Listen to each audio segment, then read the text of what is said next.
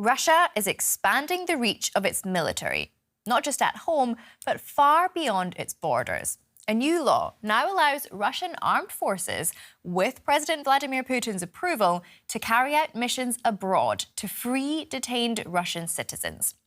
Supporters say it's about protecting their people, but critics warn it could open the door to something much bigger, potentially justifying future interventions in other countries.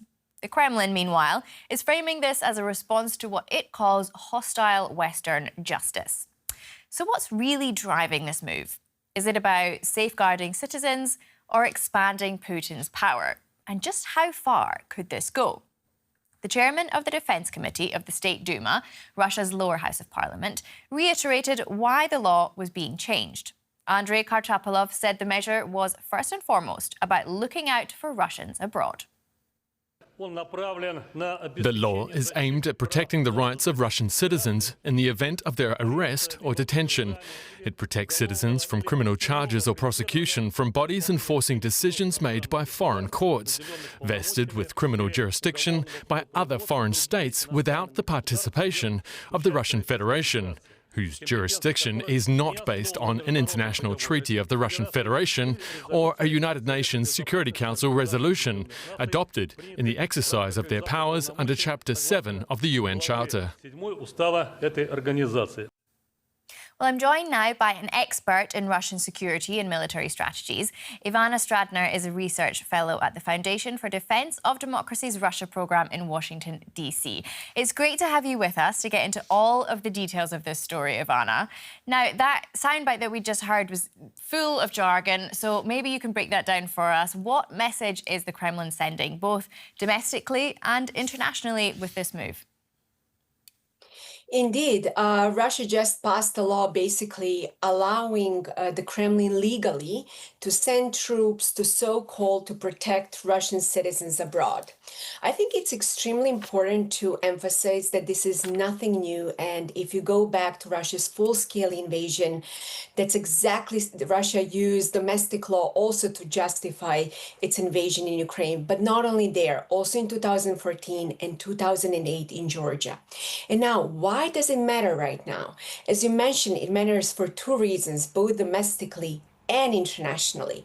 Domestically, to portray Russia as once again a savior of Russian citizens, given that Putin is struggling domestically, and internationally because, make no mistake, Putin is getting ready to challenge NATO in Article 5. And that's exactly also what the German intelligence and also other Western intelligence, as well as the intelligence from the Baltics, have been warning over the past few months.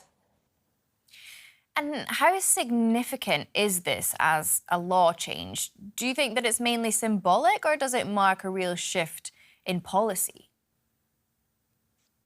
I think when you think about Russia using law, it's quite really ironic, given that Putin is waging its illegal war of aggression in Ukraine. So it's not that Russia deeply cares about the morality or legality of its actions.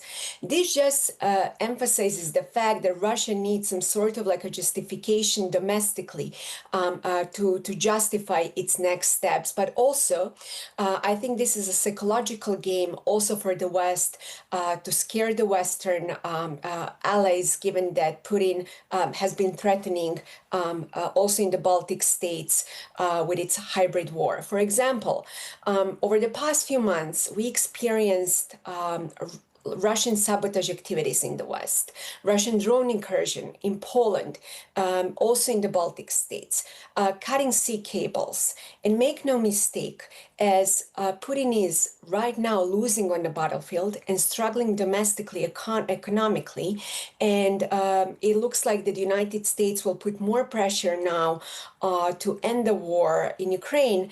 Putin is trying to escalate and then to de-escalate and to show that Russia can be the one, as a reliable partner to the United States. That's an old Putin's game, psychological game, and that's why I'm very actually concerned about this law. And I guess you could argue that it's a response to international legal pressure, like the ICC warrant that's been put on Putin. Do you think that that would give him essentially a mandate, domestically at least, for the case where if he was arrested, that he could also be saved by his own army? Look, a lot of Western analysts are today focusing on the ICC, given that the ICC already announced going after the Russian regime. But it's not only about that. Actually, there are Russian shadow fleet that the Western countries have been trying to stop, and there are like sanctions. But also there is something else going on in the Baltic states, something that I've been following, which is, for example, NATO and what's happening in Estonia, and Russia using this particular law as a possible justification to so-called protect Russian citizens living abroad. And when you also add into this calculation what's happening on the border with Belarus, these are clear signs that Putin is preparing his next steps. And I want to emphasize one other thing. A lot of Western analysts think that Putin cannot even win the war in Ukraine, so how can he even challenge the West and NATO member states? It's actually not that difficult, because Russia has already been challenging NATO in the Baltic states, in Poland, and through sabotage activities across the West. And NATO has not responded. So I do believe that he might actually proceed with his next steps somewhere in the Baltic states with a similar so-called little green man scenario, just below the threshold of war, and to show that NATO will not respond. And if you put that also in the context that Russia allies Serbia, there were massive protests in Kosovo, and 90 NATO peacekeepers were reportedly injured several years ago, and NATO didn't respond. That tells you all you need to know, that Putin absolutely understands that NATO is divided. And that's precisely why right now it's extremely important that the United States and our European allies act in one voice, that we strengthen our hybrid warfare teams within NATO, and to tell Putin and send a clear signal that he will bear the consequences of any hybrid war against NATO member states. Wow, so definitely a big move. And off the back of that, what do you think a response could be to this kind of new law, or if Putin were to, in fact, actually enforce these kind of rescue operations? I think there is right now really nothing that international legal community can do something about this law, because Putin has shown throughout, his rule, whether with invasion in Georgia, whether with his invasion in Ukraine, that he couldn't care less about international law. And also the ICC was not able, honestly, to fully enforce its mechanism against Russia. International law right now, think about it, lacks really sanctions when stakes are very high. And that's precisely why Putin understands only one thing, which is force.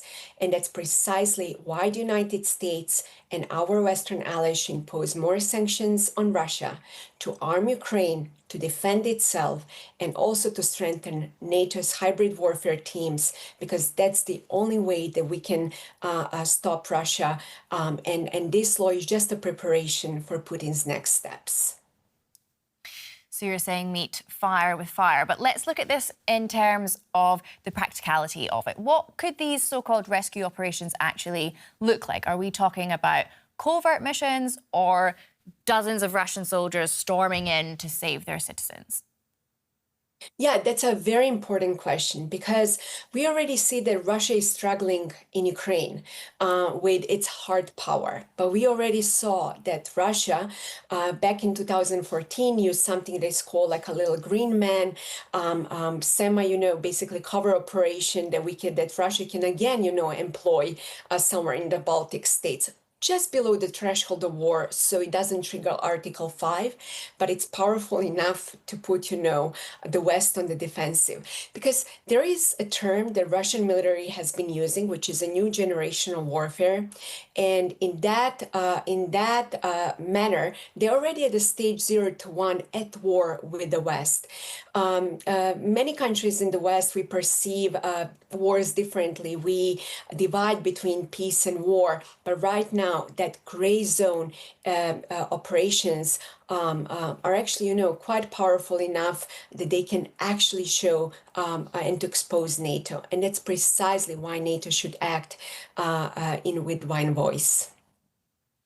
Now, the US has also carried out missions abroad to rescue its citizens. What makes this specific new Russian law different? Is it about protection, or do you reckon something much broader? No, this law about protecting Russian citizens has nothing to do with truly protecting Russian citizens, because Russia used its own constitution to justify Russian invasion of Georgia, Russia's aggression against Ukraine back in 2014, and also Russian full-scale invasion in 2022. This is just a pretext that Russia can use law to justify its aggressive war. So we already have the history of it. And if that was a round one, Russia might be preparing for a round two. And once again, Russia doesn't need to send tanks and jets to any of those countries, given that Putin, as a former KGB guy, although I have to admit the second-rate KGB guy, still understands how to challenge the West using its force right below the threshold of war. We have a history of it. The problem, is that nowadays, NATO, they're moral rules that and legal rules that we have to follow. Russia doesn't have to follow. And that's precisely why it's extremely difficult to fight this hybrid war against Russia nowadays. And, Russia invoking laws, it's quite, ironic. And asking Russia to protect its citizens abroad, it's like literally asking a fireman to help with fire. So we should not fall for the trick. Okay, so you're saying it's purely justification. So what are the ultimate, broader geopolitical aims of all of this? If you listen to carefully Putin's speeches, he openly claimed that one of the greatest tragedies of the 20th century was the collapse of the Soviet Union. And with his imperialistic goal, he wants to restore that Russian strength. And not only that, if you read Russian carefully Putin's speeches, he has been talking about the creation of a multipolar world almost in every single speech. And how do you create that? In perception. Because Putin understands very well that NATO might be divided, that he believes, that NATO doesn't speak with one voice. And he has already, been trying to test NATO. So that's precisely, why he needs also legal justification domestically for his next actions. But this is absolutely, it has nothing to do with law. This is a pure justification of Russia's next step. Okay, well, that was pretty clear. I think we will leave it there. Ivana Stradner, thank you so much for all of that expertise there. Thank you very much, and I truly hope next time I'll deliver a more optimistic view on this. Let's hope so. Well, what do you guys make of this law change? Give us your take in the comments. If you like this video, please hit that like button. And if you haven't already, don't forget to subscribe. And I'm Hannah Hummel. Thank you so much for watching.